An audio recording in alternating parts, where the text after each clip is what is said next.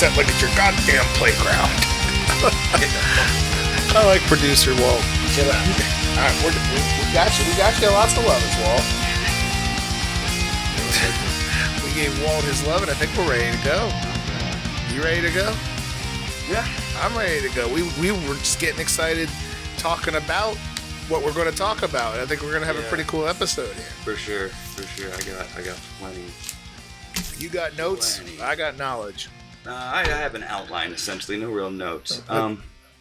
But I guess, welcome to Ohio Wrestlecast number 25. I am Mark Thomas. I am Jerrod. Wilbur Whitlock. The internet knows me. They do. And we, this probably won't be as long as our last episode. Usually when we do these back to back, we kind of wrap it up a little quicker, but I am really excited about this. No, this will be an interesting one, I'm sure. So the fellas over there at Vice TV, which I'm able to watch this on Hulu. I think most people, it's probably available on Hulu.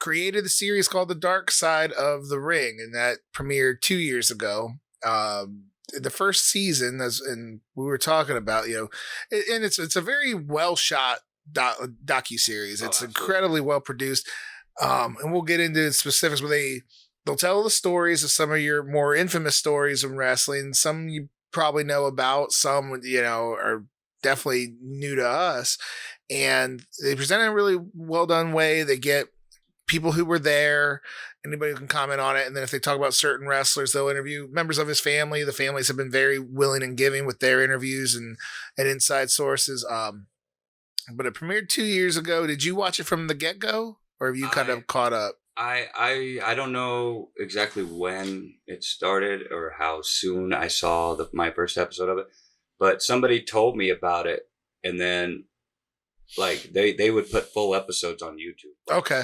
And one of them, I can't remember what the first one I saw was, popped up, and I watched.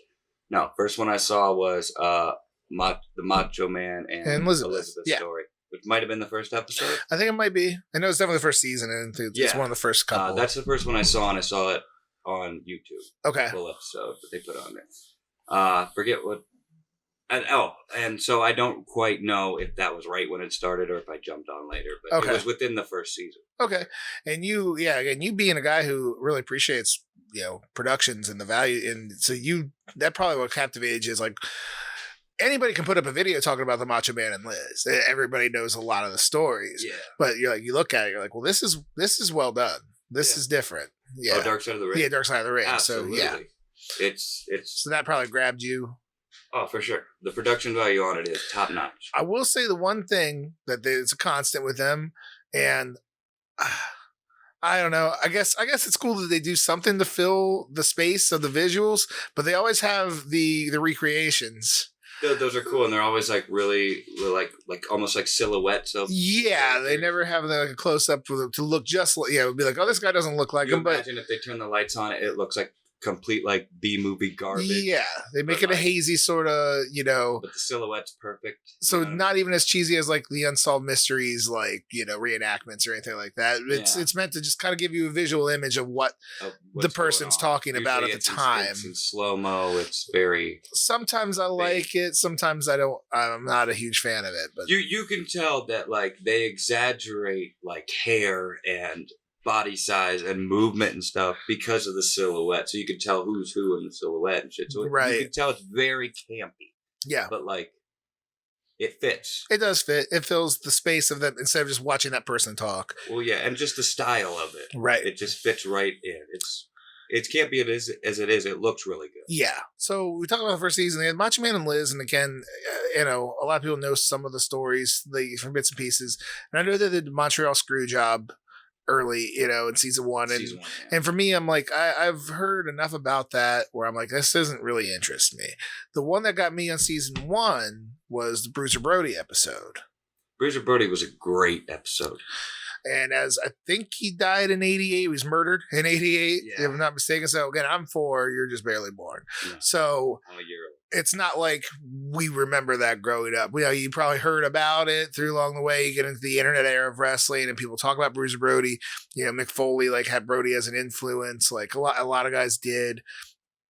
But, Undertaker's first match was against, like, first real legit match was against Bruiser Brody. So just listen, kid. Yeah. It's, I mean, there's a lot of, you knew about him, and then eventually you probably knew that Bruiser Brody was murdered in a locker room before you saw that episode, right? I knew he was murdered. I didn't know how. Yeah, so you didn't know the details of it, and getting into it and talking with Tony Atlas, who, you know, basically carried him there, and gave him the picture of his child. Like, that was, you talk to Tony Atlas about being there firsthand and realizing your friend is getting murdered.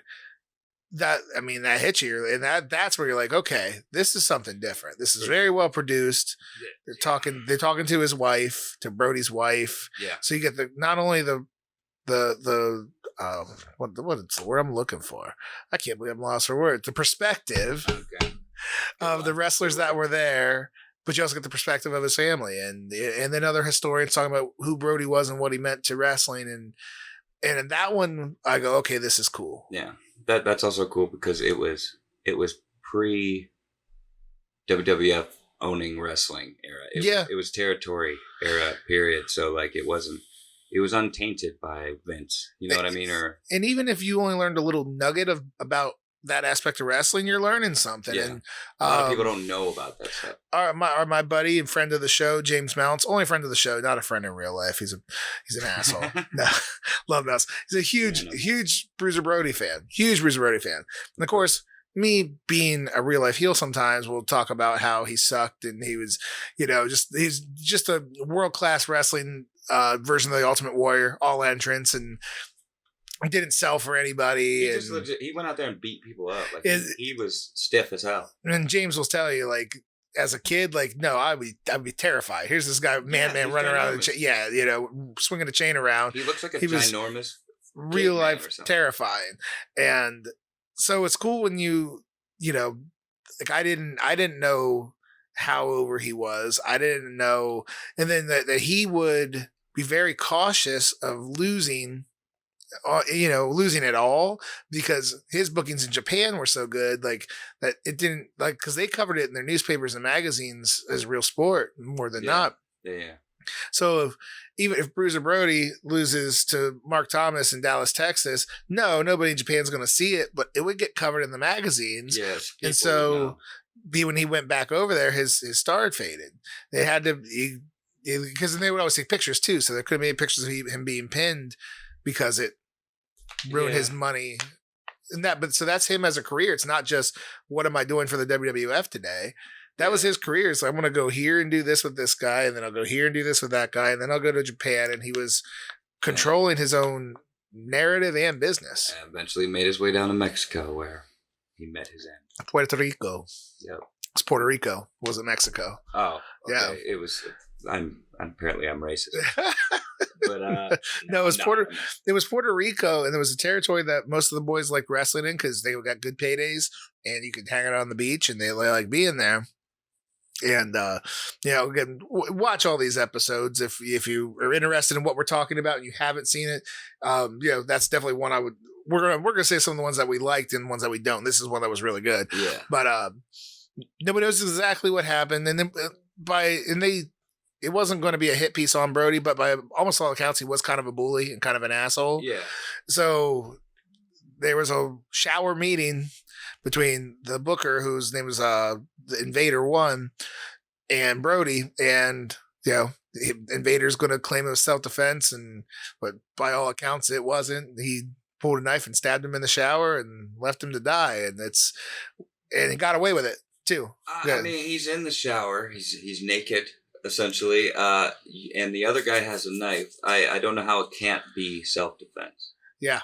For Brody, right? Not for the other right. Guy. It wasn't self-defense for the guy. Even if it's an argument and it gets physical. I guess I should have said I don't know how it could have been self-defense for the dude.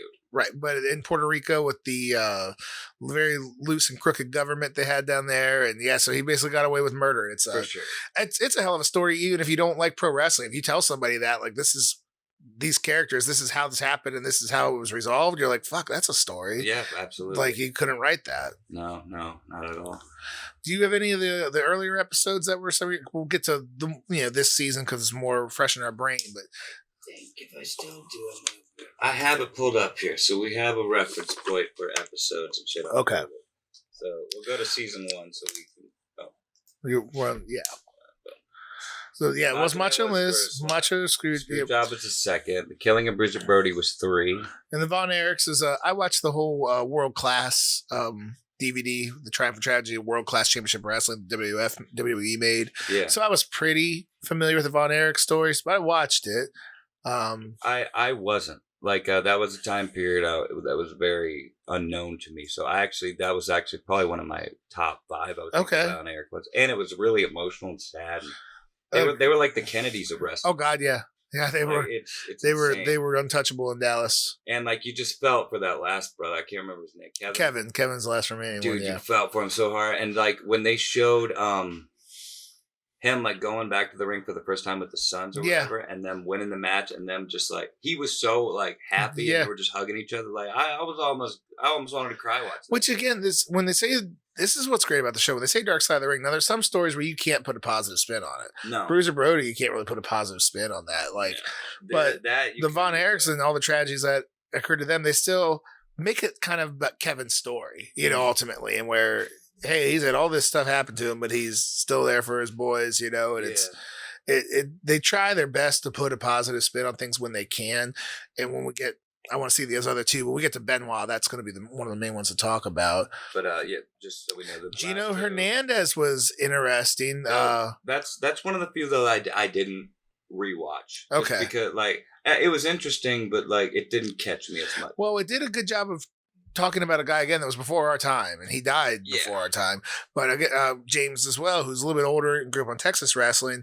Gino Hernandez was a huge star and was just. And if you watch that episode, you're like, this guy was a good fucking heel. You could get his heat, and then they had a very mysterious circumstances around his death. It was. Don't get me wrong. I liked the episode, but to me, it was less. It felt more almost like a crime documentary about like the mafia or something. Especially because you didn't have the personal connection to him as a wrestler. That too. You're hearing the story for the first time. And you go, oh yeah, looked like he was a good wrestler, but you didn't know him. You didn't have any bond with him watching him on TV as a kid or anything. No, for sure. And I'm about to contradict myself too because I didn't really give 2 shits about Moolah, and this is the one I brought up to you earlier that I was like I was just like, man, like I'll watch it because it's the last one. Right. I like the whole thing and everything, but like I think I waited a few days to watch it because I just didn't. You weren't weren't excited. I watched it and then it ended up being one of my favorite episodes of the first season and probably one of my favorite episodes of the whole. She's such a controversial character because that's been sort of spoken about that she basically extorted her girls was the end of it, and then fucked over Wendy Richter and a lot of them. Yeah. And some of them to this day are still defending her and respect her and shit. That's the thing.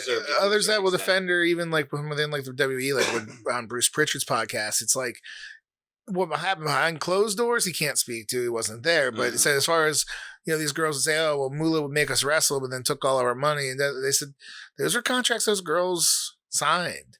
That said that, Moolah kind of ran women's wrestling and she's going to be the one who will get you the work and you're going to have to pay her. No, that doesn't sound fair, but if you agreed to it, you agreed to it. No, that's just bad negotiations for sure. But it doesn't make him any less fucked up though. It's kind of a dirty a dirty side to it that I don't think a lot of people knew until way later in her life, like that really got out where some of those girls were talking. Some of those girls on there are not happy with her still. So I didn't know anything about Moolah's controversial past at all until the women's battle royal.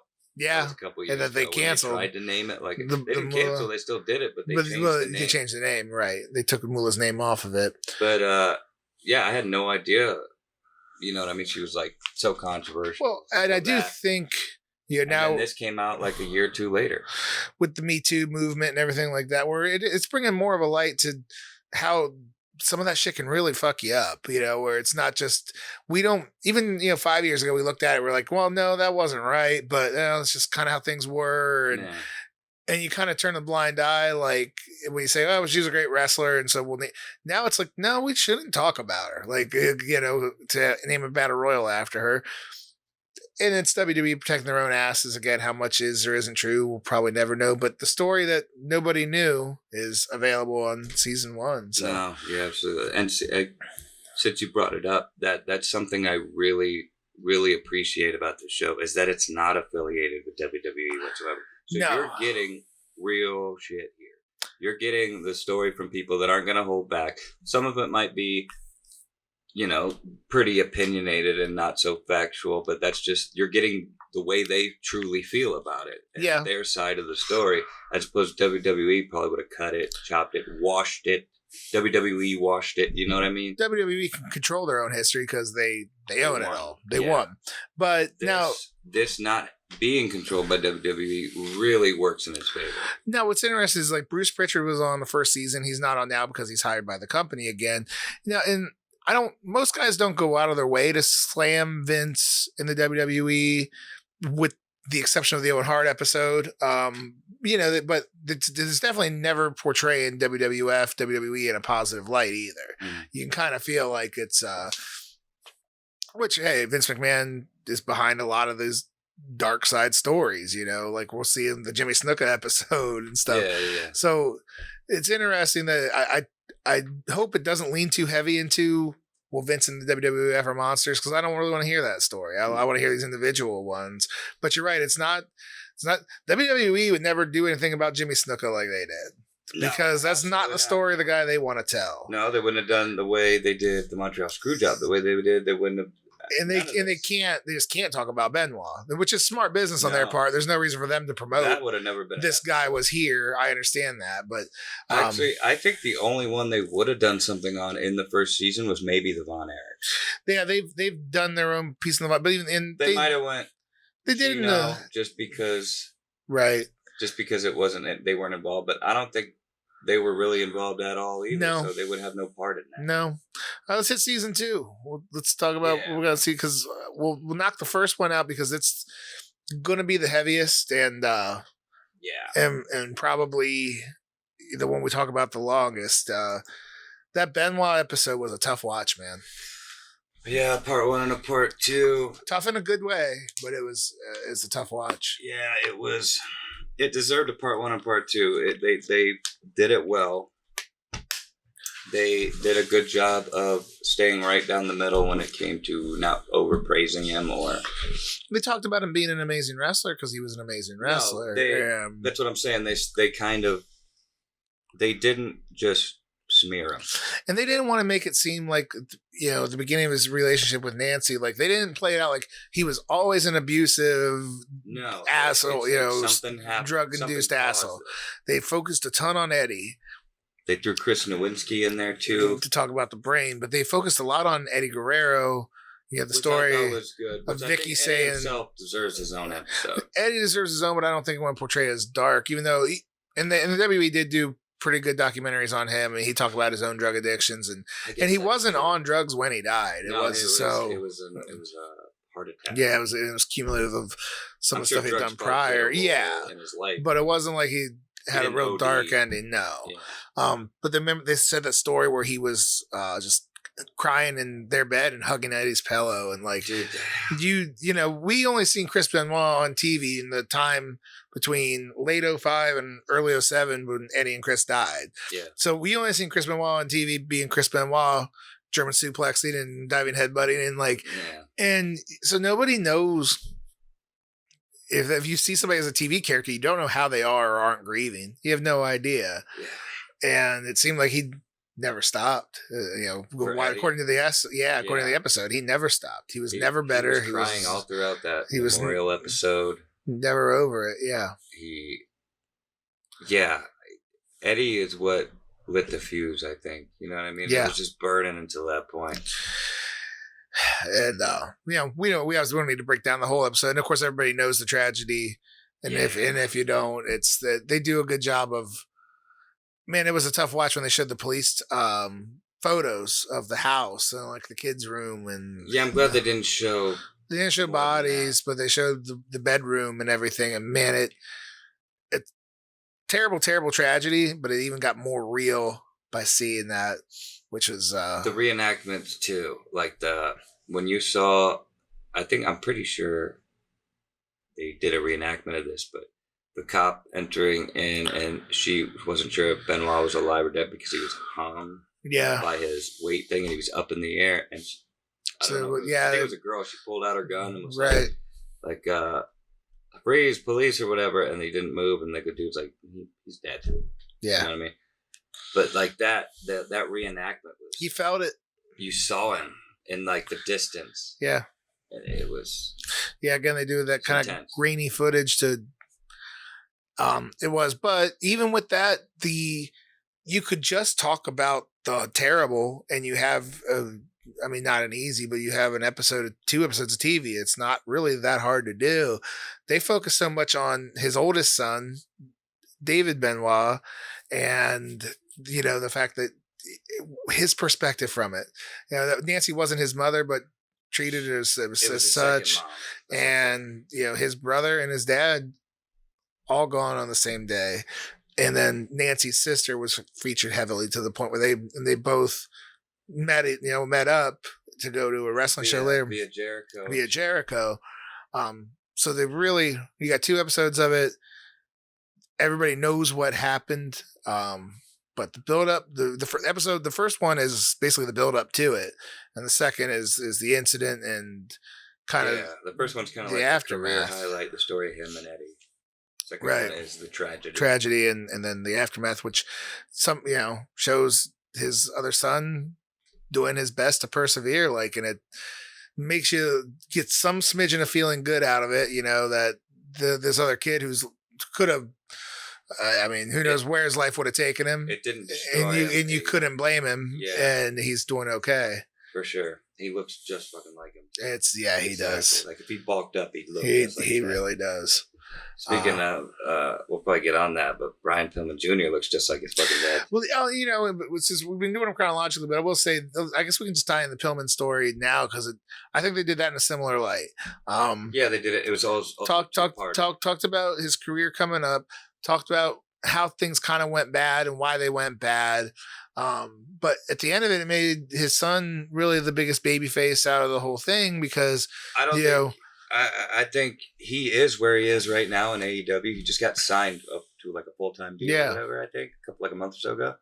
I think that is what did it. I mean, that was like genuinely likable marketing he could have got. Kid, and that again with his life and what it went, it's a lot of perseverance for him to be where he is, and Absolutely. It makes you just cheer for the human. And from what I saw, he's a genuinely good wrestler. He's getting better. He's still really young, so and so I just want to tie it in because I thought they did those in a similar way where, these are tragedies, and the Benoit one's a way bigger tragedy than just Brian, but here's some glimmer of light. This is going to make you feel kind of icky inside, but here's some glimmer of light through it to the kids are doing okay.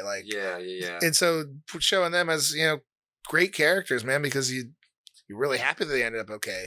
They didn't have to be. And it also helps, especially in the Benoit sense of the word.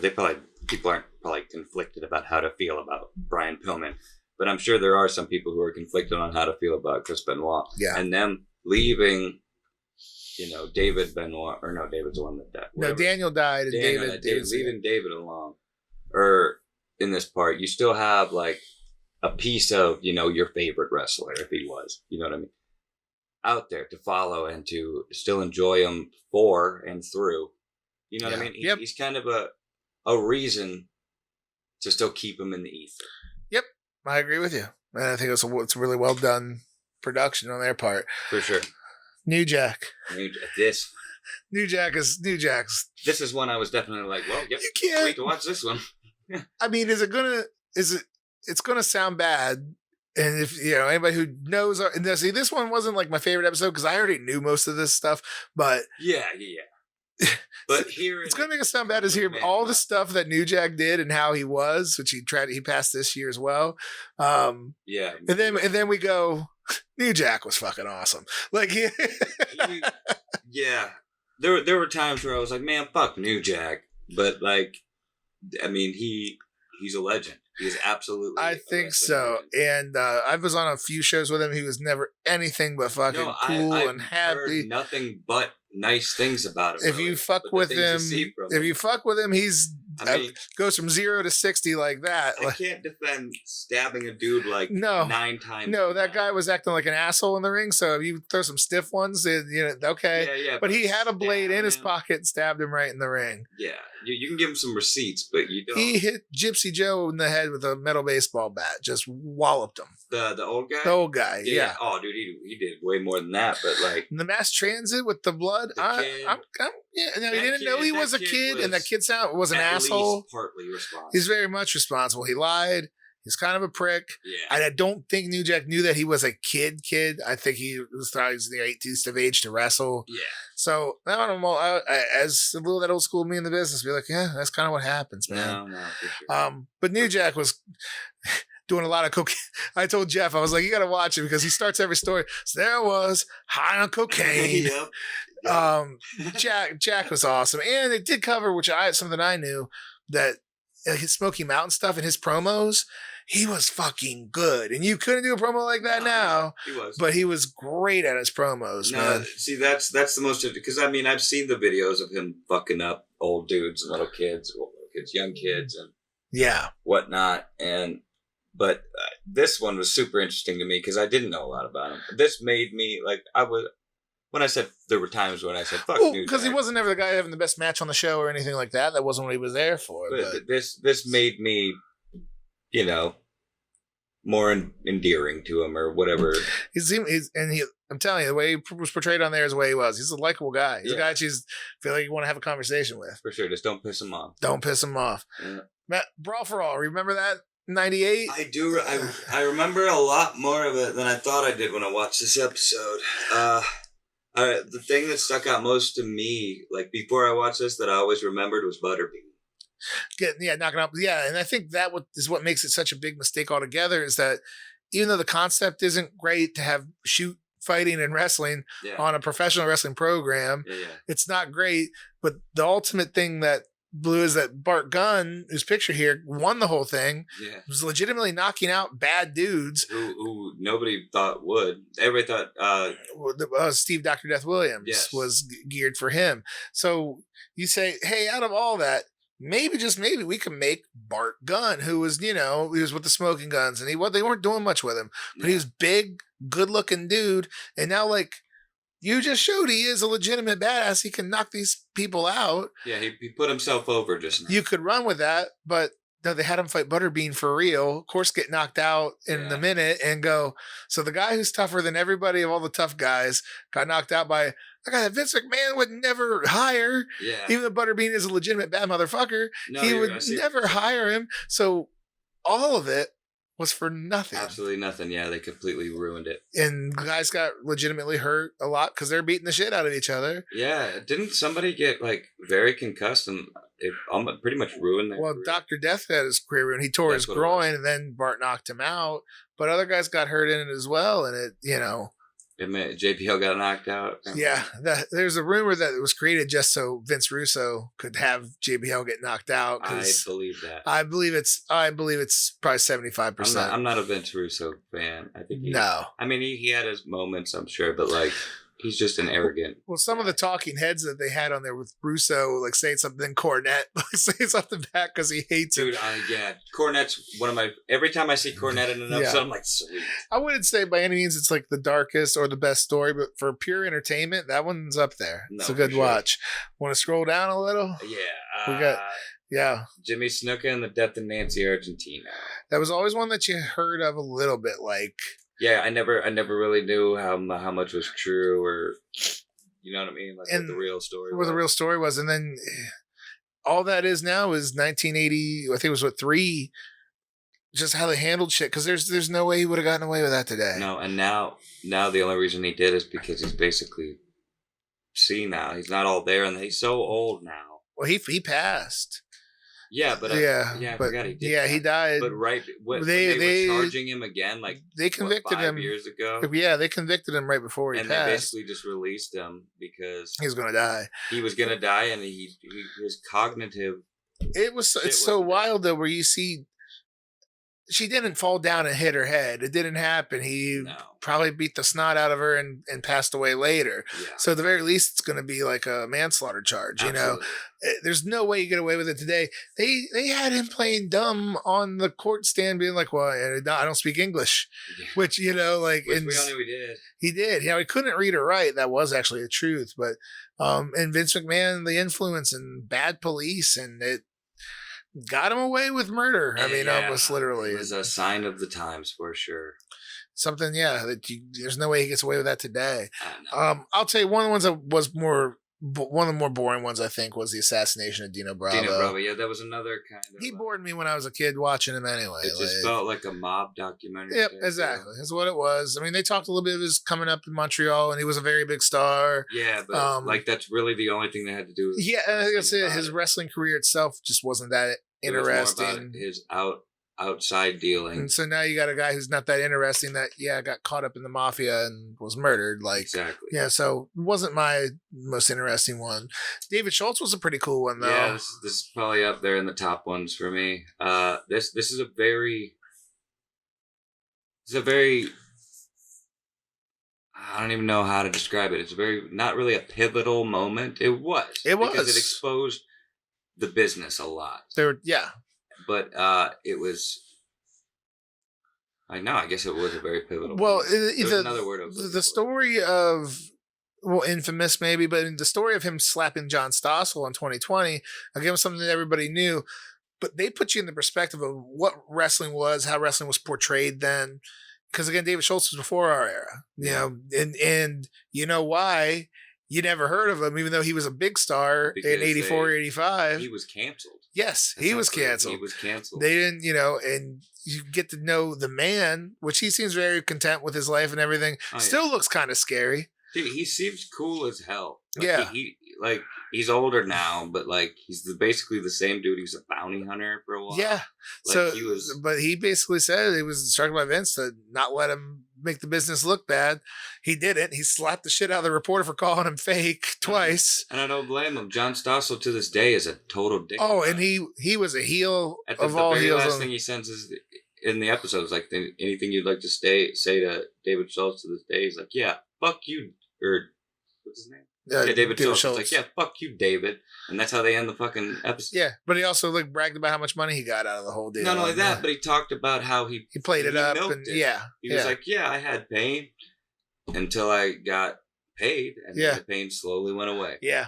He had no problem playing the villain in that episode, but it makes you realize David Schultz got canceled and seemed like he had a promising career. He was feuding with Hulk. Hulk wanted to bring him in as one of his opponents, so he could have been one of the greats. Would have been a guy that she would have definitely known and taken away for that one infamous moment. No, that's a really good episode. It's a really good episode, and so was this one. This is labeled "Cocaine and Cowboy Boots: The Herb Abrams Story." They need to make this a movie about this guy and have Charlie Day play him. Oh God, yeah. Oh, that'd be amazing. That'd be amazing. Herb Abrams is, even me getting into the business, I didn't remember this happening when it happened. It kind of gets talked about as kind of laughed at, well, I remember this stuff.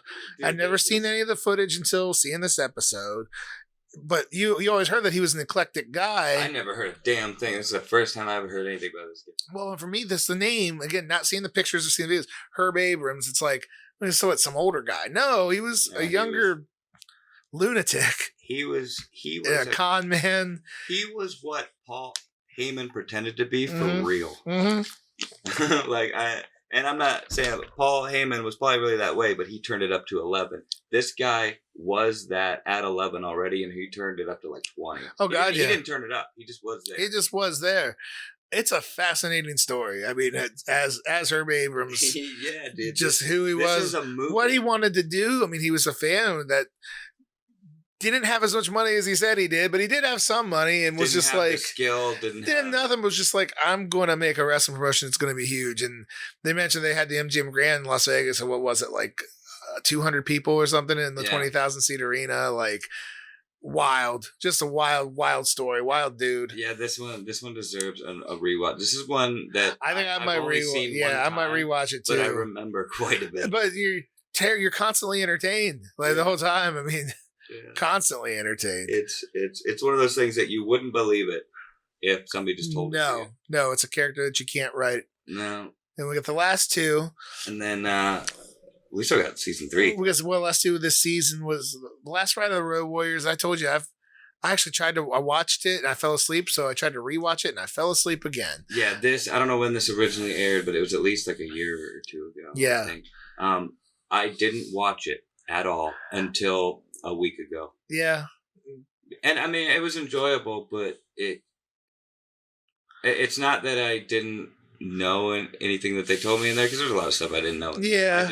I didn't really follow the Road Warriors back in the day. I know everybody loves them. I'm not as big on them as so seeing. But it's just before. I think if we grew up in that era, I'd understand it. I'd understand they were cooler than cool, and they looked like comic book heroes. I mean, come to life. I get it. And it was a good story. I mean, they're respectable dudes. Too. Yeah. Well, the Animal also has passed away since that episode has aired. I'm not doubting any of their legend status whatsoever. No, and I actually did meet them once. The very first Canton Civic Center show we had. We actually went to lunch, and I was 18, so I didn't know anything like I know now, but I still talked to them a little bit, and they were actually both very nice, very approachable. You could tell Mike Hawk was kind of that guy. Yeah. He was kind of like your buddy's dad that, would kick your ass, but was a hell of a good time and wanted to smash some beers and, For sure. Like, he's probably a good dude to hang out with. Yeah, but that one's one of my least favorites. And then, I'll let you start. What did you think of the Owen Hart episode? I feel like the Owen Hart episode should have been another 2-parter. It's a good pod because they could have done his whole career in one. Just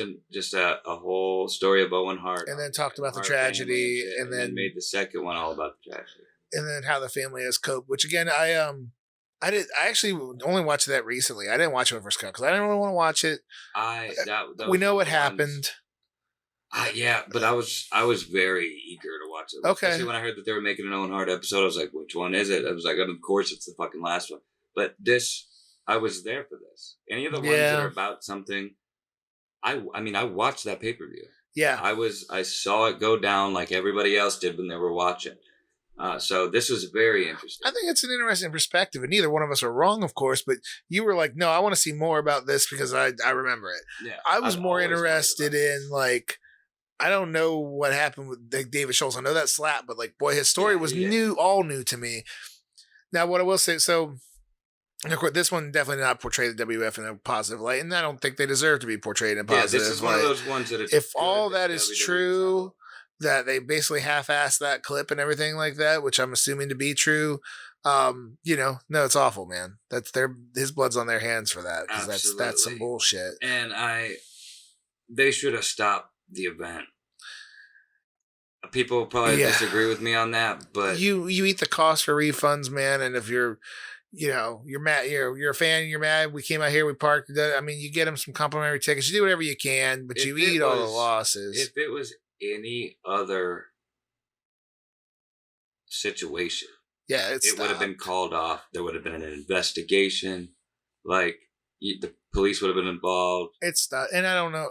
I mean, as fans, you're disappointed, of course, but you can't be mad. You can't be mad if we go to a Browns game. At the time, I would have been like, "What the fuck?" You know what I mean? It was a pay-per-view. Yeah. I was a kid. I wouldn't have said "What the fuck" because I was a kid. My mom was there, but I would have been like, "What the?" I wouldn't have probably truly understand the severity of the thing. You watch the man fall out of the building. Yes, and that's it's unthinkable to think of anything like that ever happening in any sort of entertainment. Somebody heard the trapeze artist gets hurt at the circus, they're shutting that shit down. Yeah. So you talk about your major sporting events like that. Yeah, maybe a football player they do take devastating hits, and there's been paralyzed, but they don't die. They didn't fall out of the damn ceiling. It wasn't a complete accident. That was not. You know what I mean? You expect people to get hurt in football, right? But yeah. This was like if, let's say, Britney Spears did a concert and I guess this is different because she's the star. That's what you're there to see. If she dies, you're obviously not going to remain there to see the show. But let's say, okay, the Backstreet Boys put on a concert and Howie dies. They're not going to finish the show. They're not going to just. And you're going to be terribly disappointed because, you know, you were looking forward to it. You paid a lot of money, I'm sure. You'll get refunded and it's probably going to be a pain in the ass, but you can't be mad that they, you know. You'll have to understand. Yeah. And what I'm saying is it's the way that it was so tragic. In a NASCAR race, there's been wrecks and guys have died in the wrecks and they've actually finished the race. Yeah. But like Dale Earnhardt's, for example, because you didn't know that he was dead. It wasn't this barbaric wreck, you know. I mean, wrecks are bad, but he didn't fall out of the sky. His, you know, car didn't flip and explode into a bajillion pieces, and he knew he was dead. Like, you're right. I guess it's all circumstantial, but this, I don't know. This is, I guess it's whatever you think. You know what I mean? Like, there's really no good answer. Well, but Should they or shouldn't they have? It's all just your opinion. Obviously, it's the family that they shouldn't have it. They did touch really well and talk to his kids, and his kids turned out to be great human beings. And did strike me odd though about it, especially with the family, like his immediate family, like his kids and his wife and shit. The night that happened, none of them were watching the paper. No, I think they got the call from like the kids were at like somebody's house. Yeah, and she got a call telling her what happened, and she went Vince there. Called later. And the kids, the only reason the kids knew something was up is because she went to this house the kids were at and she was crying. Yeah. And she didn't tell them until like a day or so later. Yeah. You know what I mean? So, no, why? It's surprising to me that nobody was actually watching it. Like, did it? I mean, I'm sure he does it all the time. And this is another. If he was wrestling, you'd think the kids would want to watch it. The kids were really young, and by all accounts, she had no interest in wrestling at all. Like, and he loved it because his family loved it, but he was doing it as a job. He was providing and saving. They talked about it in the episode, but she had really no interest in wrestling at all. But you think the kids would? Like, they showed footage of like the kid holding the belt and explaining. I don't know. I just found that I would at least expect like the son to want to watch. Possibly, yeah. Especially if he's on the card. Like, he's probably not on every pay-per-view card. I figured it'd be hard to imagine that they even had to pay for it. I'm sure they, you know. I'm sure, but it is interesting. You're right. But, yeah, that's kind of out there. But I loved the Owen Hart episode. I thought it should have been a two-parter for sure. Especially if they're going to make, like, Brian Pillman a two-parter. Yeah. Well, they got to focus on both. I think in hindsight, they probably would have.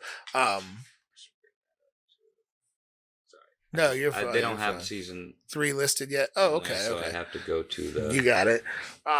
Yeah, his career was plenty enough to cover the tragedy's done, and then I mean, all the kids and everybody's doing really well as well. So it doesn't list the names though; it just says the episode. Okay, well, we touched on Brian Pillman already.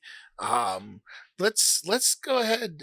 Well, I'll let you punch that in. No, go ahead. Well, because the one you wanted to really talk about was one I'm really interested to talk about, and that's the Collision in Korea episode. Yeah. Because that's just fascinating, isn't it? Knowing. I had no idea this even happened. Yeah, it happened. It happened in '94, so it happened. Or it was '95, I think, '95. So it happened like when we were very active fans. Nick Gage is next, but let's do Collision in Korea because we're on it. I just wanted to see if it gave you a date. No, I can Google it. I'm almost positive it was 95. Yeah, that's probably right. It's knowing what we know about North Korea and the sanctions and 1995. Yeah, April 28th and 29th, 1995. It is actually the biggest wrestling event in history. 2 nights. Yeah, I looked this up the other night. Yep.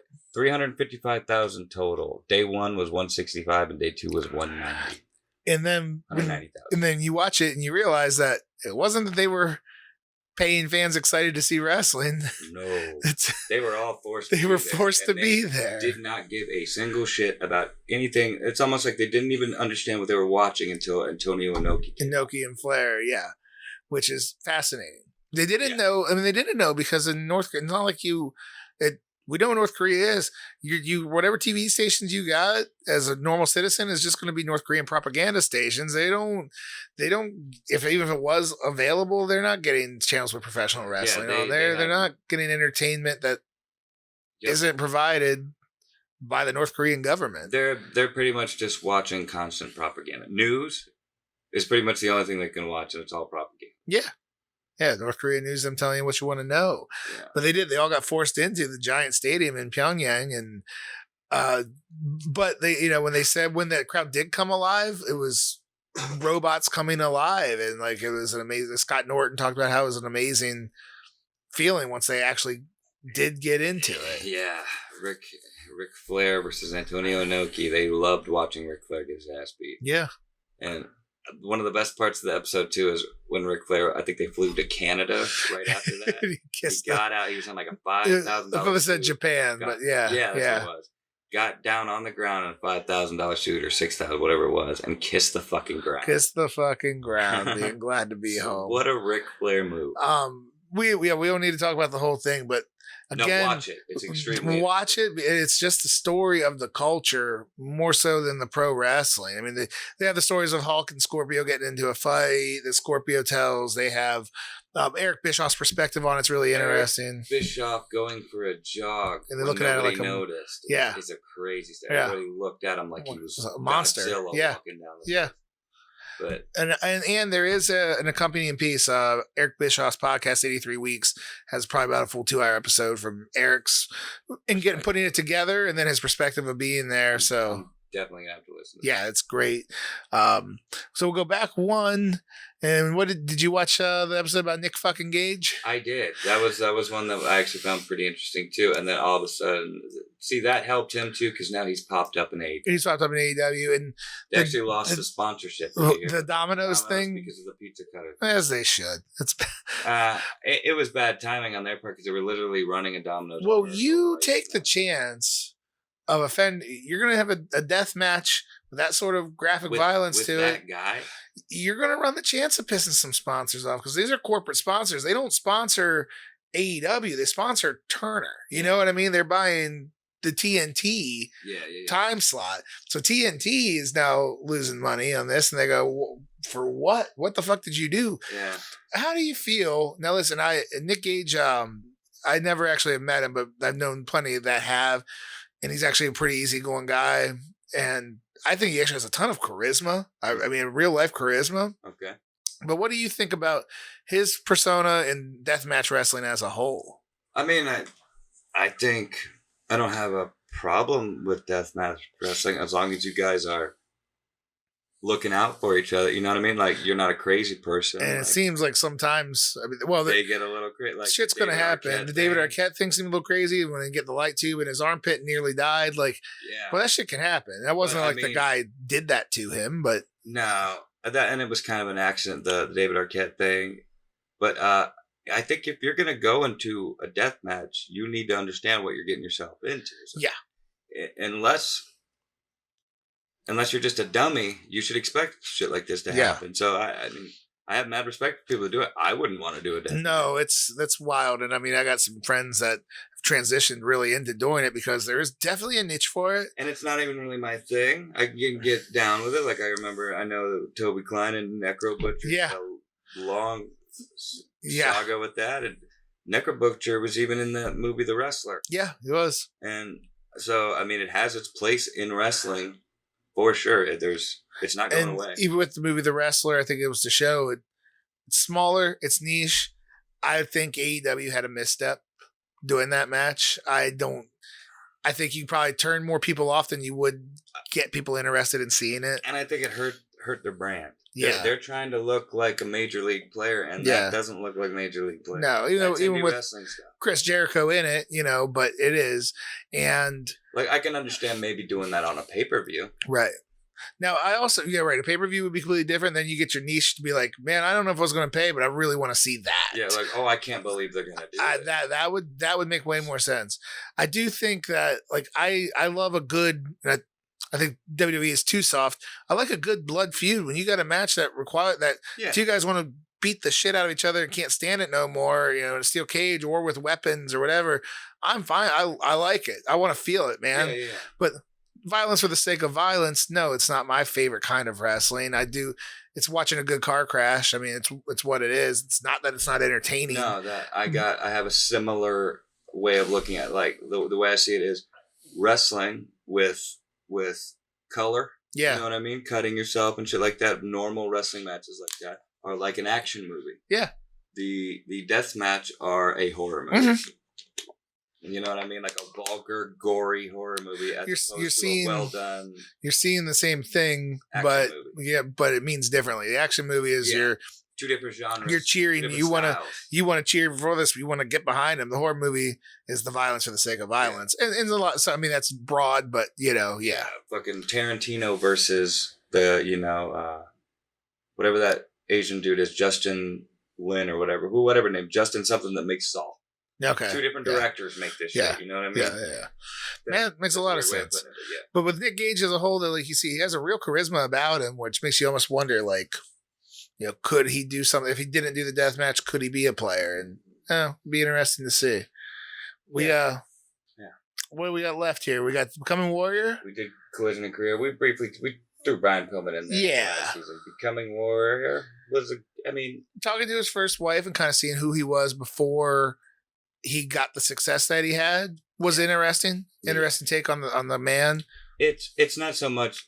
I mean, Warrior has legendary status because of his time and place, and he wasn't a great worker he wasn't good in the ring, but he had his moment in time, and everybody knows the Ultimate Warrior. Yeah, which is why I think that was a cool episode. As they describe it as Becoming Warrior, it was more of him coming up and who the real man was before the success, because then a lot of people either seen or have heard the clips of the homophobic stuff he would say and the racist stuff he said in later life, and you can't ignore it because I guess most accounts says he really did ease up and become a better person at the end of his life, which I hope for his sake that's true. I mean, I really do. And who hasn't said shit they regretted? So It wasn't a whole hatchet job on him, which I was glad. No. It was more of a story of a guy who just wanted to be successful, wanted his place in history. Yeah. And I feel like he achieved it. He's got a lot of infamy and notoriety, along the way, but I think he did achieve it. It was an interesting episode. It was sad, too. I think so, too. Kind of a happy ending, in a way. He got to get the closure before he passed very untimely, right before. Yeah, which is wild. His speech on Raw, which I remember watching when it happened, but like that speech when it's like watching Kurt Cobain play the last song on the Unplugged. It's him saying goodbye. Goodbye. You know what I mean? Yeah. Like you could see it you could hear it in his voice. You could see it in his eyes and his face. Same thing with Warrior. Yeah. Yeah, it's like he knew. Little haunting. It's like it's what he needed in order to just go. It's a good episode though, and like I said, I'm glad it wasn't a complete hatchet job because that's an easy one. It's an easy one to do. He's a pain in the ass. He was an asshole. He said some pretty nasty shit, but that's part of it. And they talked about it, but they talked about him and his his quest for success, and it wrapped up pretty nicely. So absolutely, man, the toughest one this season at least was definitely In the Shadow of Grizzly Smith. Did you get a chance to check that one yet? Actually, I can't quite remember. Yeah. Jake the Snake. Jake the Snake, yeah. Dude, loved it. I love Jake the Snake. This was a good. It's a crazy story. It's a terrible story, isn't it? I mean, it was an interesting episode. I like Jake the Snake. Yeah, I know he had a rough life, and he's in a lot of it was self-inflicted. But then, I mean, we talked about it too with David Benoit and just how we say, well, with all the stuff that happened to you, if you didn't turn out okay, it would have made a lot of sense. Yeah. And for Jake the Snake, who had a lot of downs in his career, but he's still kicking and doing well today. And he's in a really good mindset. He's doing well. Is a success story. His brother Sam Houston, you probably weren't familiar with him as an in-ring wrestler. No. Again, I watched some of him in the late 80s in Crockett, NWA, and then he was basically a job guy with a gimmick in the WWF, like in 90, 91. He was around for a while. Okay. But them being brothers, and he was a very good wrestler. Yeah. But he's kind of the forgotten one where they talk about, how many DUIs they say? Like 18 or something like that, and got out of more. It's wild, and you do it. They told some really tough stories when you talk about Rockin' Robin, and it's his daughter. Yeah. Some tough stories. It's a tough watch. Like it's tougher than most. No, for sure. It was about like watching because some of this, a good portion of the stuff I knew from the resurrection of Jake the Snake. Yes, great. Yes, it was.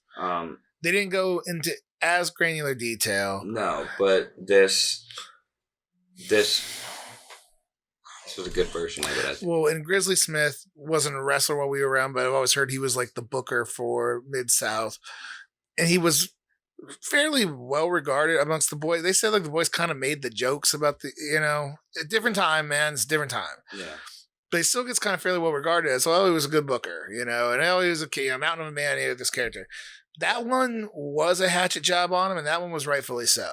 Because what a piece of shit. I mean, just on Grizzly Smith. Yeah. There's no reason why anybody should, if that, all the, those stories being true. No, for sure. There's no reason why he should be revered at all. No. And if that name comes up, that should be what you know about him. And with Jake the Snake being in there too, I mean, I'm sure he gave it the okay to just fucking trash the guy. Yeah. You know what I mean? Yeah. I mean, and rightfully so. Moolah was kind of the same deal. No, what was interesting though was the fourth sibling that wasn't a wrestler that had an okay relationship with his dad. Yeah. It's strangely enough. Yeah, that was a weird. I forgot all about that. That was a weird twist. I guess. It was, and that again it was the only one that didn't have a terrible relationship with his dad. But it's a tough watch, but it's a very good watch. I'd recommend that one. Yeah. Before we get up, Jake the Snake. I didn't even think about this in the last episode. I should have brought it up. Have you seen that Shia LaBeouf movie, Peanut Butter Falcon? What a fucking fantastic movie! He's in it. That is a great movie. Yeah, it's a great movie. One of the best. I don't watch too many movies. Full disclosure, but it's one of my favorite movies I've definitely watched in the last few years. I've watched it twice just since it came out, and the second time I was like, "Fuck, dude!" I don't know how, but I forgot how great the character Zach is just so great, man. Yeah, it's so lovable. And Shia LaBeouf is fantastic in it. Was it Dakota Johnson? Oh, every time I watch that movie, I fall in love with just such a sweetheart of a character. Even Jake at the end being the heel that he was, he's supposed to be a villain, and you're kind of He killed it in that movie. He did a great job. No, very, very good. The last one that's aired, and I'm pretty excited to talk about. Probably want to move it along, but I'm pretty excited to talk about what's coming up next. Fairly decent on time. Yeah. So the Dynamite Kid. I read a book about him. I knew the name. I've seen him before. Didn't really know shit about him. Yeah. So this was interesting to watch. It was basically Brian Pillman part 3. His is less tragedy and more. He kind of did it to himself, and he's kind of a fucking asshole. Yeah, he was just a shitty dad. But they did get to talk about his influence on wrestling as you know it. And again, if you didn't know anything, you probably learned a lot. No, for sure. He was like an OG high flyer. Yeah. He was the X-Pac before X-Pac. He was OG Benoit too. Benoit was always inspired, inspired by Dynamite Kid. Benoit and X-Pac had a baby or something. There you go. Yeah, man, and I knew that he 1, 2, 3 Crippler. There's your new gimmick. I like that. Yeah, there's always known that he just wasn't a great guy, and they had the story with the Rougeaus, which I think is pretty common that most people knew. Yeah, but I don't know that one because it doesn't really feel like there's a happy ending to it. The one daughter did go to visit him. Yeah, that's another thing that I question too is that the one daughter didn't go to visit him and talked how she never knew him. She chose that, yeah, and why she chose it, and she felt that was good. Yeah, you know what I mean.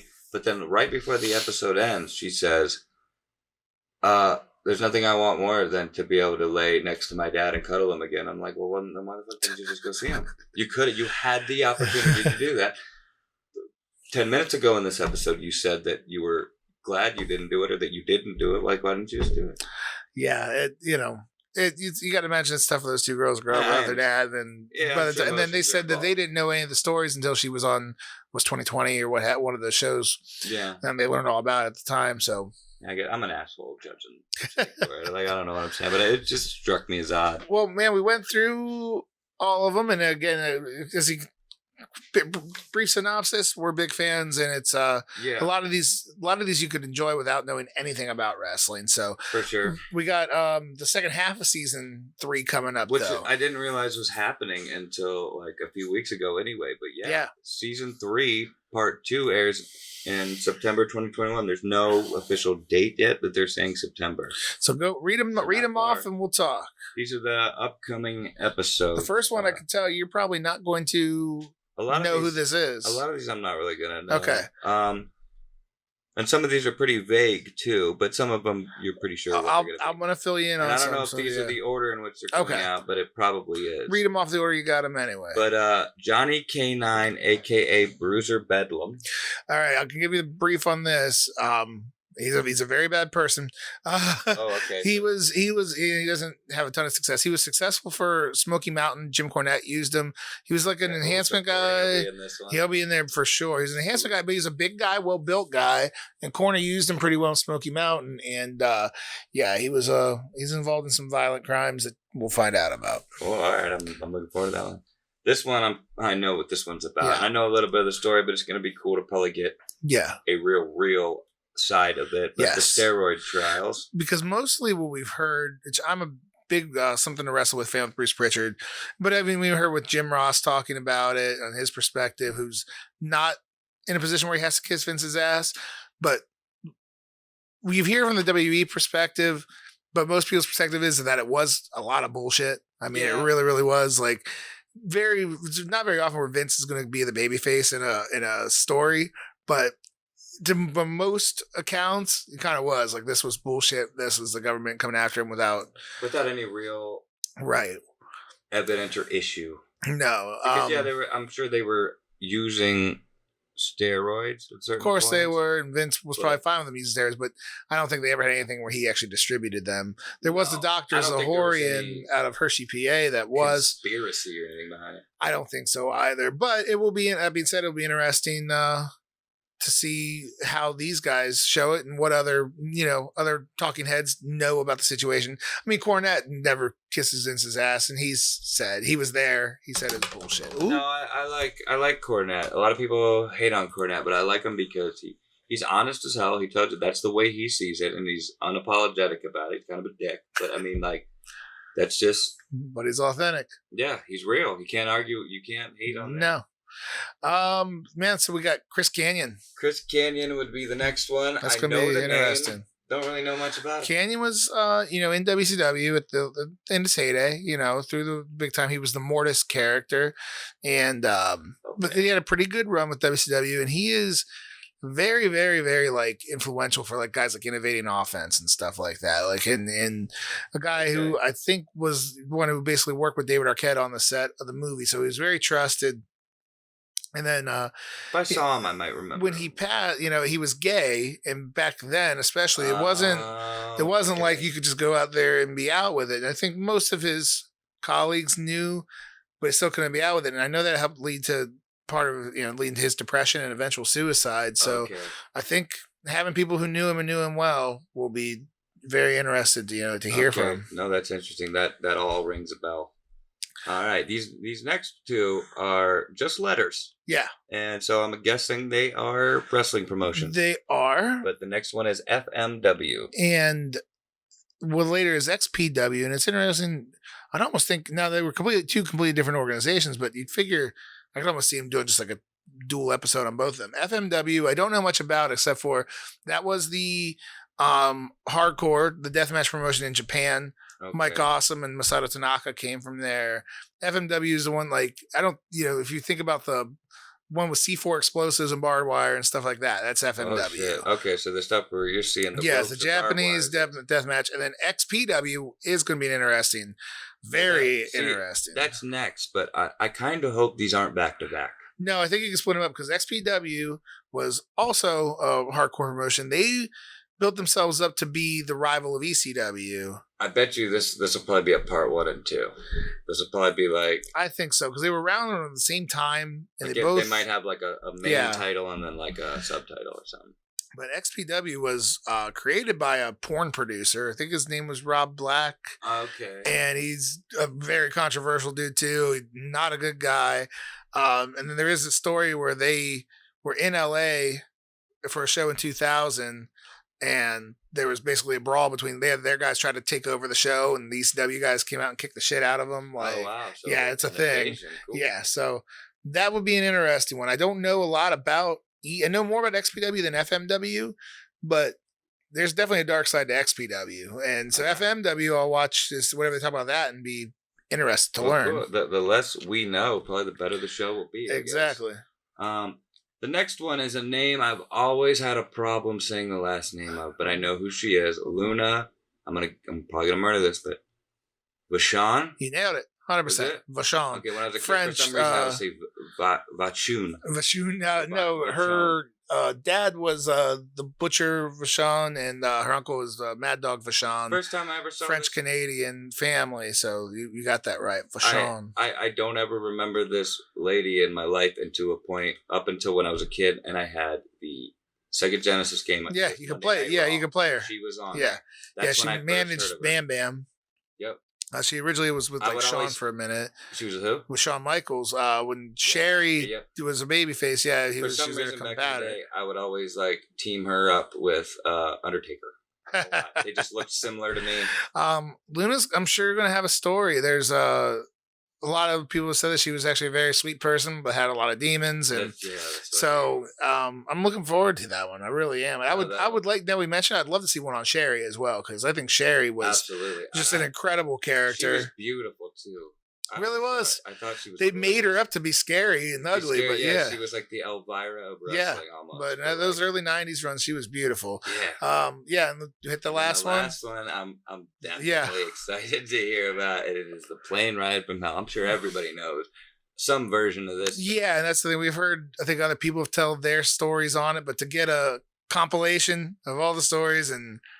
This is a story for Dark Side of the Ring. I'm looking forward to it. And I do not want to see. If I'm not mistaken, it was on their way back from the European tour, and they said there's European tours, and you can just imagine you're not only away from home, but you're constantly on the road with the same crew, time and time. You're a little bit jet lagged. It's a busy tour. I'm pretty sure a good portion of them were drunk from the flight. Yeah, and then so that you get to this flight where. Yeah, everybody's just finally letting loose, drinking, but maybe also pent up frustrations. Chock full of personalities. Boy, oh boy, oh boy. I can imagine that 98% of wrestlers everywhere, when they get drunk, they're in character half the time. Well, just brief spoiler alert without going into too much detail. If you don't know about it and you watch this episode, be ready for a live wrestling match on the plane that actually crashed into the emergency door. Be ready for lots of drunken debauchery, haircuts. Get ready for naked Ric Flair. It's going to be fucking, you're going to get some stories. I can't wait. Of course, I bet you $50 this is the last episode of the season. I think so. I think it's one people will be really looking forward to the most. Yeah, this one. The one that we know the most about, which that's how usually how they end it, with the Owen Hart and so but again, this is the one we think we know the most about. Yep. We'll probably find out things we didn't know, and we'll probably find out things that we thought we knew weren't true at all. Yep. We're gonna learn some more. To wrap it all up, I like what you wrote down over here, man. I think what would be some stories that we would want to see? We've covered what they've done. We know what we got coming up, and the Plane Ride from Hell. And what we just mentioned though, Sherry, I think would be a really cool story because she had a pretty untimely death, and I heard things weren't so great for her at the end. Chyna. I thought Chyna was coming. I thought it would be in this season, but but you're right. I mean, it's absolutely. That's somebody who was a rocket ship to stardom, huge, and then crashed really hard and really fast. And she was a revolutionary. She basically put legit female wrestling on the map. Well, she did, but then for that time, but then even right before her, Sunny would probably be a hell of a piece. She was the first woman that could genuinely contend with a man. Yeah, they portrayed her in a completely different light. Title. She put. Her and Jericho pushed each other. Yeah. You know what I mean? She had quite the climb. It's really worth talking about. And then, between the Hunter and Stephanie thing and between her getting in her own way, I heard she got released because she was asking for the money that Stone Cold Steve Austin was making. Yeah. And they said, well, that's not going to happen. And she obviously never really bounced back. No. She sobered up there for a little while, I remember. But, I don't know details or anything. I guess I shouldn't speculate about it. But I'll tell you what, say what you will about Chyna, a lot of people never really found her attractive. But when she was doing the Latino Heat thing, she's looking pretty doggone good. Fantastic. I would have married China in that like 2-year period. The 2001 era there, yeah. Man, China looked great right around then. And that's what's wild. That was it for her, though. That was the 2001 Latino Heat. Yeah, that was the end of it. She was gone, and she started. The drugs came in hard. The porn started happening. Yeah, never. It was just a bummer because I mean, I got mad respect for China. So yeah, I think there's a lot of really good to tell about her, and then there's obviously the bad, and that's why it would be on this show. I can't. I mean, I'm trying to think of some other things. I mean, that I'd like to see. Well, Sunny. That's what I was going to say. Sunny was and she's still going. So she'd probably be willing to go back into porn. She said so she'd probably be willing to participate. They paid her, I hope she's gotten in a little better shape. Well, I mean, you heard. But I got to tell you what was disappointing. Not only that, I remember Conrad talking about how she farted. Yes, yeah. But yeah, her story about with Shawn Michaels, to hear it from her, like I don't know. I mean, there's a lot of meat on that bone. Shawn Michaels would probably be a good episode. He had some dark. He had some really dark moments, and his would be a very, I mean, the real life would be a very positive ending. Yeah. So, and I think he's been pretty honest about how bad of a dick he was. So, like, I think the story's been told. Maybe it can get a little darker. He's even admitted to being in on the Montreal Screwjob at this point. Yeah, so I think he's definitely an honest. He's owned up to all of his shit. That maybe you'd just be retreading it. It'd be hard to imagine there's more to know about Shawn. Yeah, but the only thing I know about. The only information I have is what WWE really told me. Yeah. About it, you know what I mean? He could probably, but I don't think he'd do it. No. They couldn't do it without him. Yeah. Right?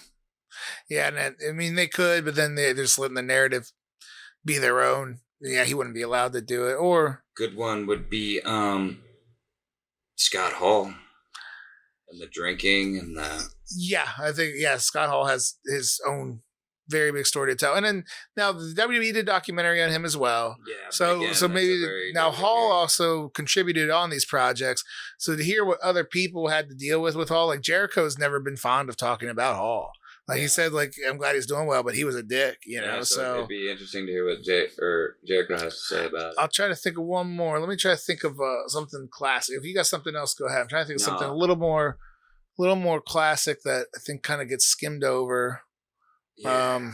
No, it'd be interesting. I'd try to think of some darker stories that happened that, because the things that if something happens now or even in the last 10 years, it gets covered so much with social media. You're going to know so much about it.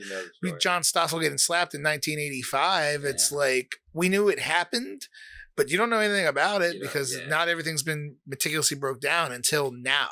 Yeah, I didn't know how much it would affect him. It was totally like a cancel culture moment for sure. Yeah. He got canceled. Yeah, it would be interesting. Try to think of some older stories that you could really bring to light. Yeah, me too, man. Like, from what I know, they pretty much anyone we haven't said, they've already covered. Yeah. But I'm sure there's ones we're not remembering. Feel free to give us suggestions and your thoughts on the show and what you'd like to see. I will tell you another old school one. If you remember the Gino Hernandez episode, they told his partner was Chris Adams. And Chris Adams trained Stone Cold Steve Austin. But Stone Cold actually took his wife from him. Chris Adams, by all accounts, was very, very popular babyface. And it was almost Jekyll and Hyde if he was drinking and on drugs. Like, he's a British guy, and he was terribly, very nice, very charming. Everybody liked him, but he could get wild and out of control when he got on something. And he died very young as well. So I think that could be an interesting one. I believe that. No, I mean, I'll probably think of like 14 tonight when I'm editing this. And when we're not talking in the microphones, yeah. But yeah, maybe that'll be a segment in a future episode. Like, here's some additions to this. Well, we'll probably have something come up as we're talking and be like, that could be a good Dark Side of the Ring, Yeah. But I think that can wrap us up, man. We've done a lot of footage. We've shot a lot today, and we were productive. We really were. And sum it all up, Dark Side of the Ring. Really, really cool watch. For me, it's available on Hulu. I don't know if they have the third season up there yet. I think I'll watch it. That's why we had to go to That's right. So first two seasons are all available. Pick and choose, or just take time to watch. You can watch a couple. They're pretty easy to sit through. They go quick. All of them are enjoyable, but not all of them have rewatchable value, I would say. Yeah, but you'll certainly, if you know about these stories, you'll learn more. If you know about these stories and you're listening to us, you probably watch them. But if you know about these stories, you'll probably find them interesting. But if you don't, if you're just friends of ours and you're helping us out, you're like, I didn't know any of this. Well, follow along and check out some of the ones we definitely suggested. And I think, I mean, it's going to tell you the truth about pro wrestling. It's not all pretty. Yeah, but it is, and in a lot of these stories they talk about the good that they did and the influences that they had and the positivity. So it's not all Barry hatchet job pieces, you know. No. It's genuine journalism. Like, apparently journalism isn't dead because this shit seems it's genuine and the best example I can think of. Honest these days, yeah. Yeah. Yeah. Love the show. Definitely check it out. Ready to wrap this up, kid? Yeah, you don't want to throw anything else. Well, if you, hey man, keep following the Stranglehold page, September 25th. By the time, I would almost guarantee by the time this one's released, the front row tickets are gone. Yeah, we're down to 7 less as we're filming. By the time this one gets dropped, they're probably gone. But we'll have second row general admission. Get a hold of me, just DM me, and you know. I'll have all the regular tickets available shortly. Work something out. You know, I had somebody talk to me and said, like, well, we really want to go, but I got 2 kids that are 4 and 2. If you're going to pay for 4 tickets, I'll make sure you guys are okay for your 2-year-old. You know what I mean? Like, we'll work stuff out. So, really appreciate all the interest we're getting on it. As we talked about earlier, man, this means the world to me getting this show going and having a great show. So I'm excited. Stay tuned on that. Stay tuned with us. Yeah. Also, if you get, like I started or kind of said earlier, I guess, anything you guys want us to talk about, any suggestions for things to do or whatnot, ideas for other videos or whatnot, feel free to hit me or Jerrod. Drop it. If we can't get a full episode out of it, then they'll be like, hey, this was requested for us to talk about. We'll get, if we get 20, 25 minutes out of it, we can plug it in to another episode. Exactly. It's no problem. I'd like to just throw other little bits of content out there if I can't do. So little stuff like that would be helpful. But any suggestions, feedback, if you just want to say, hey, you love the show, that's cool too. That always makes me feel good. Yeah. But yeah, and while you're at that, don't forget to like, share, and subscribe. T-shirts are available at OhioWrestlecast.com. OhioWrestlecast.creator-spring.com. Weird. So just go to our Facebook page. There's a link on there. The like, share, and subscribe helps so much. If even if you're just doing even if you don't listen. I mean, I hope you do, but even if you don't, the likes and shares and subscribes gets it out there to everybody else more. I have been seeing lately too and reading lately that ratings on like the podcast providers like iTunes, Stitcher, stuff like that, even on Facebook and the social media stuff, if there's a rating system on there, doing that really helps. Hit us with the 5 stars. Yeah, hit us with 5-star rating. Tell them you want to give us 6. It puts us further in the algorithm and it promotes us a lot more. So it helps. It gets us bigger audience. Bigger audience we have, the better shows we can do, pretty much. So, that's it, man.